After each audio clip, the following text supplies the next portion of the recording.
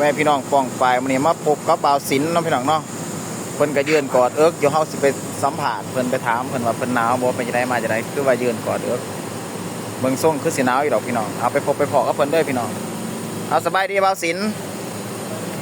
ด้วยเป็นจังไดหนาวบ่คือเห็นยืนกอดเอิกเฮ็ดสวีอยู่เพิ่นหนาวเนาะหนาวแห้งคือว่าฝนตกแห้งหลายเนาะมื้อค่ำนี่เนาะเพิ่นก็เลยตัดผมใหม่ได้พี่น้องตอนนี้แต่ก่อนน่ะซื้อบ่าวสอนเดี๋ยวนี้เป็นบ่าวศิลป์นะพี่น้องเด้อถือว่าเปลี่ยนซื้อให้เพิ่นใหม่รูปรอเก่านี่ได้พี่น้องก็สิประมาณนี้ล่ะเฮามาอัปเดตทรงผมใหม่เพิ่นพี่น้องรอขนาดได้พี่น้อง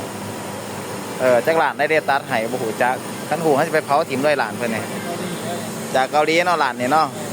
เอาพี่น้องฝากกดไลค์กดแชร์ให้บ่าวศิลป์นี่เด้อพี่น้องเด้อทั้ง2 YouTube Channel ผู้บ่าวไทยบ้าน2เพิ่นไปติดตามให้เพิ่นแน่พี่น้องเพิ่นว่าบ่ค่อยมีคนติดตามเลยตอนนี้มีอยู่8-9-10 คนเองติดตามพี่น้องเอาพี่น้องจะได้ก็ฝากกดไลค์กดแชร์กดติดตามให้นำเด้อพี่น้องเด้อ